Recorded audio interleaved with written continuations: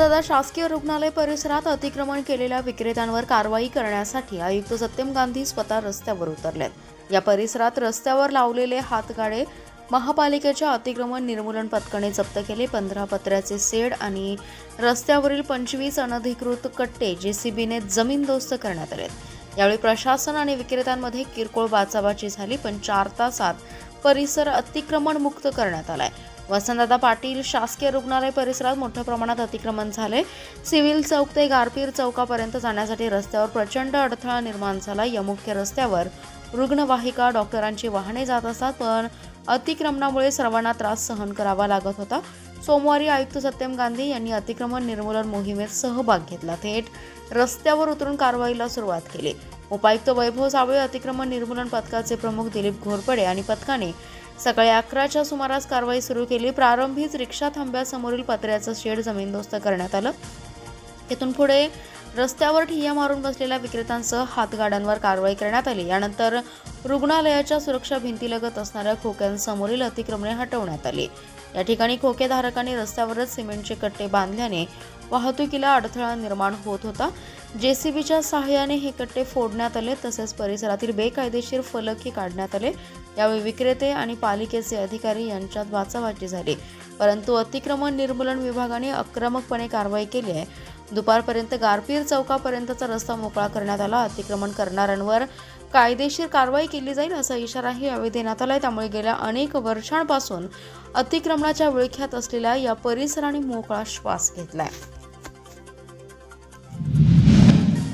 दुर्मिळ आजारामुळे 9 वर्षांपासून आजारी असणाऱ्या पोटच्या मुलाला मातेने यकृत दान करत पुन्हा नवे आयुष्य मिळवून दिले।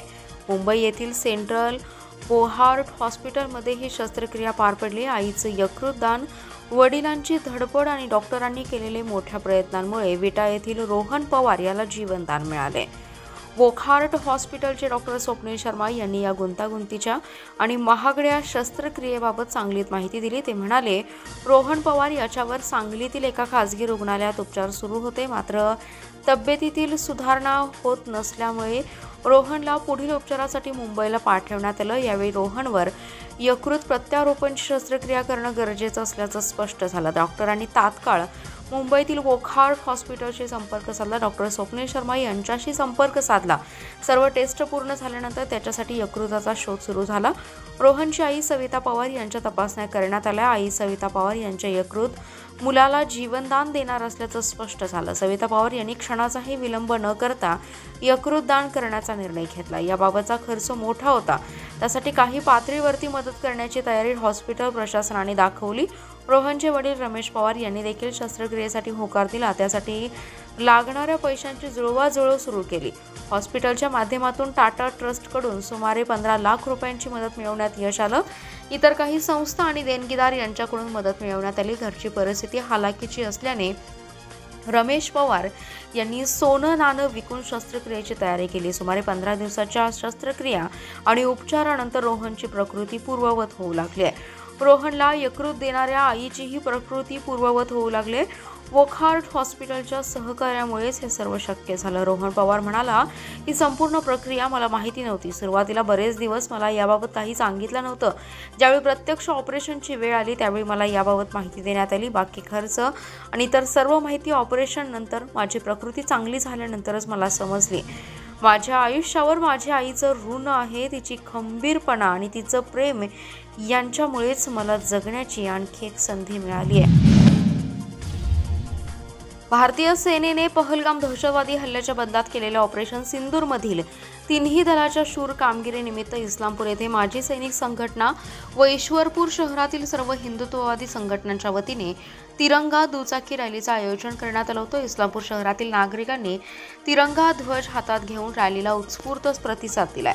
भारत माता की जय, वंदे मातरम, पाकिस्तान मुर्दाबाद अशा घोषणांनी इस्लामपूर शहर दणाणून निघाले। आमदार सदाभाऊ खोत, माजी आमदार भगवानराव साळुंखे, भाजपा जिल्हाध्यक्ष सम्राट महाडिक, हुतात्मा दूध संघाचे चेअरमन गौरवभाई नायकवडी, भाजपा नेते विक्रम पाटील, प्रसाद पाटील, राष्ट्रवादी काँग्रेसचे तालुका अध्यक्ष केदार पाटील यांची मनोगते व्यक्त झाली। शिराळा नाका येथील छत्रपती शिवाजी महाराजांच्या पुतळ्यास अभिवादन करून या तिरंगा रॅली सुरुवात झाली। शहरातील प्रमुख मार्गावरून मार्गस्थ होत तहसीलदार कार्यालय आवारातील छत्रपती शिवाजी महाराजांच्या पुतळ्यासमोर रॅलीचा समारोप झाला। माजी सैनिकांची मनोगते व्यक्त होऊन ही रॅलीचा समारोप झालाय। भाजपाचे संदीपराज पवार, डॉक्टर सचिन पाटील, अमोल पडळकर, अर्जुन साळुंखे, बाळाराम माडकर, सुनीता काळे, ज्ञानेश्वरी देशपांडे, अनिता ओसवाल, करिश्मा जाधव, तहसीन अत्तार, तेजस्विनी पाटील यांची यावेळी उपस्थिती होती। इस्लामपूरचे माजी नगरसेवक कपिल ओसवाल, माजी नगरसेवक अमित ओसवाल, माजी नगरसेवक सतीश महाडिक, माजी नगरसेवक LN शहा, राजेश मंत्री, संजय हवालदार, संजय पोरवाल, प्रवीण परीट, मानसिंग पाटील, चेतन शिंदे, पार्थ शेठे, अमोल ठाणेकर, अमीर हवलदार, सोमनाथ फल्ले, महाडिक युवा शक्ती अध्यक्ष सुजित थोरात, राजवर्धन पाटील, अमोल जोंजाळ यांनी रॅलीचं संयोजन केलं। कृषी सहाय्यकांचे पदनाम बदलून सहाय्यक कृषी अधिकारी करण्यासह विविध मागण्यांसाठी कृषी सहाय्यक संघटनेने आंदोलन सुरू करून शासनाने दुर्लक्ष केल्यामुळे 4 दिवसांपासून काम बंद आंदोलन सुरू आहे। जिल्ह्यातील 219 कृषी सहाय्यकांनी आंदोलनात सहभाग घेतलाय। या आंदोलनाचा महा-DBTच्या कामासह खरीप हंगामपूर्व अनेक कामांवर परिणाम होत असल्याचं दिसून येते। कृषी सहाय्यकांचे पदनाम बदलून सहाय्यक कृषी अधिकारी करावे, कामकाजासाठी लॅपटॉप उपलब्ध करून द्यावा, कृषी सेवक कालावधी रद्द करावा, विभागाच्या आकृतिबंधामध्ये कृषी सहाय्यकांना योग्य न्याय द्यावा आणि निविष्ठा वाटपातील अन्याय दूर करून सुसूत्रता आणावी यांसह इतर मागण्या गेल्या अनेक दिवसांपासून सातत्याने केल्या जात असताना त्याकडे शासनाकडून दुर्लक्ष होत असल्याचा आरोप कृषी सहाय्यक संघटनेने सोमवारी जिल्हाधिकारी कार्यालयाबाहेर आंदोलन करत जिल्हा अधीक्षक कृषी अधिकारी विवेक कुंभार यांना निवेदन दिले। मागण्या मान्य होण्यासाठी 5 मे पासून कृषी सहाय्यक संघटनेने टप्प्याटप्प्याने आंदोलन सुरू केले। सामूहिक रजा, धरणे आंदोलन, ऑनलाईन कामावर बहिष्कार अशी आंदोलने करून हे सरकार करून दुर्लक्ष झाल्यामुळे 15 मे पासून कृषी सहाय्यकांनी काम बंद आंदोलन सुरू केले। अहिलानगर जिल्ह्यामध्ये या आंदोलनात 219 कृषी सहाय्यक सहभागी झालेत। भाजप जिल्हाध्यक्ष म्हणून काम करताना गट तटाचे राजकारण केले जाणार नाही। पक्षाने दिलेली जबाबदारी प्रामाणिकपणे पार पाडत आगामी निवडणुकीत जिल्ह्यातील भाजपाचा सामान्य कार्यकर्त्यांना संधी देण्यात येईल अशी ग्वाही भाजपाचे नूतन जिल्हाध्यक्ष सम्राट महाडिक यांनी दिली आहे। जिल्हाध्यक्ष म्हणून शिराळापासून ते जतपर्यंत तुमच्यासाठी नेहमी उभा राहणार असल्याचंही त्यांनी सांगितलं। सांगलीत भाजपाच्या जिल्हाध्यक्षपदी निवड झाल्यानंतर पदग्रहण सोहळ्यात नूतन जिल्हाध्यक्ष महाडिक बोलत होते। या प्रसंगी प्रदेश उपाध्यक्ष विक्रम पावसकर, पश्चिम महाराष्ट्र संघटन मंत्री मकरंद देशपांडे, आमदार गोपीचंद पडळकर, आमदार सत्यजित देशमुख, भाजपा प्रदेश कार्यकारिणी निमंत्रित सदस्य नीताताई केळकर, माजी आमदार पृथ्वीराज देशमुख, माजी जिल्हाध्यक्ष दीपक शिंदे, जिल्हा परिषदेचे माजी अध्यक्ष संग्राम देशमुख, माजी आमदार भगवानराव साळुंखे, प्रदेश उपाध्यक्ष शेखर इनामदार, किसान मोर्चा उपाध्यक्ष पृथ्वीराज पवार, जिल्हाध्यक्ष राजाराम गरुड, सरचिटणीस विलास काळेबाग, मिलिंद कोरे यांची प्रमुख उपस्थिती होती।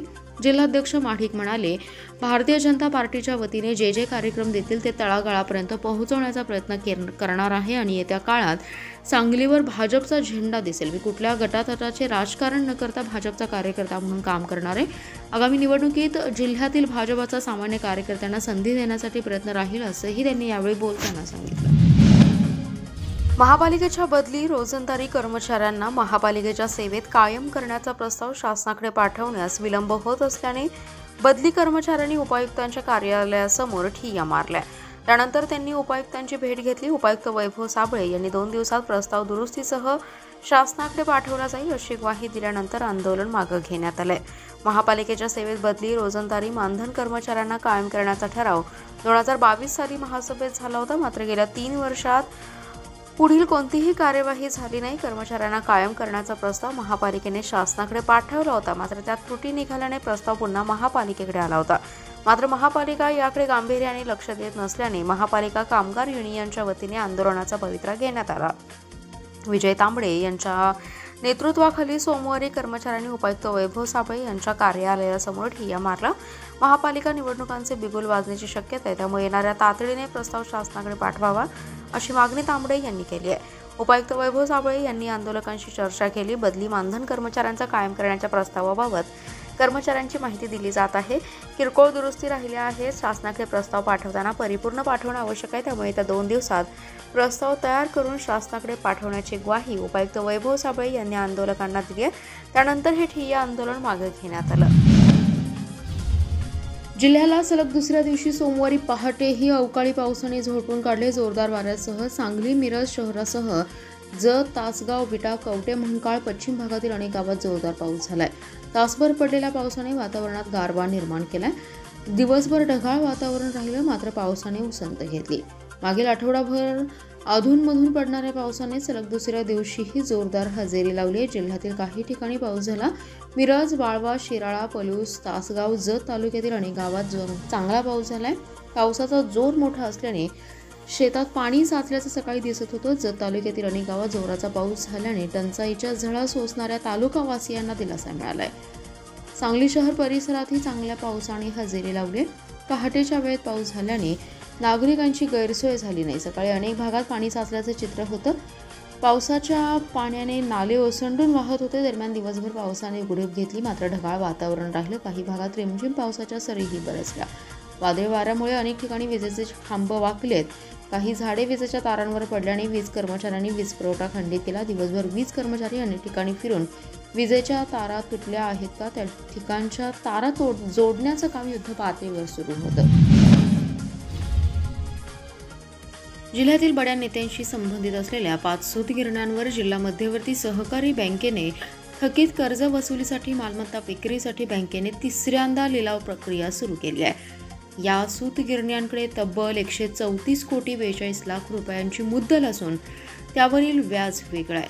बँकेने तिसऱ्यांदा लिलाव प्रक्रिया सुरू केली असून 30 जूनपर्यंत निविदा मागवण्यात आल्या आहेत. जिल्हा बँकेच्या कर्जाची थकबाकी वसुलीसाठी बँकेने स्वामी रामानंद भारती सहकारी सूतगिरणी तासगाव, खानापूर तालुका कोऑपरेटिव्ह स्पिनिंग मिल्स विटा, शेतकरी विणकरी सहकारी सूतगिरणी इस्लामपूर, प्रतिबिंब मागासवर्गीय कोऑपरेटिव्ह इंडस्ट्रीज इस्लामपूर आणि विजयालक्ष्मी कॉटन मिल्स आटपाडी या 5 सूतगिरण्यांच्या मालमत्ता विक्रीसाठी निविदा मागवल्या होत्या. या सर्व सूतगिरण्यांकडे मिळून डिसेंबर 2024 अखेर केवळ मुद्दलाची 134 कोटी 42 लाख 52 हजार रुपये थकबाकी. त्यावरील थकीत व्याजही कोट्यावधी रुपयांच्या घरात आहे. या संस्थांच्या लिलावासाठी निविदा दाखल करण्याची अंतिम मुदत 20 फेब्रुवारीपर्यंत होती, परंतु एकच निविदा दाखल झाली होती, त्यामुळे प्रक्रिया रद्द करावी लागली.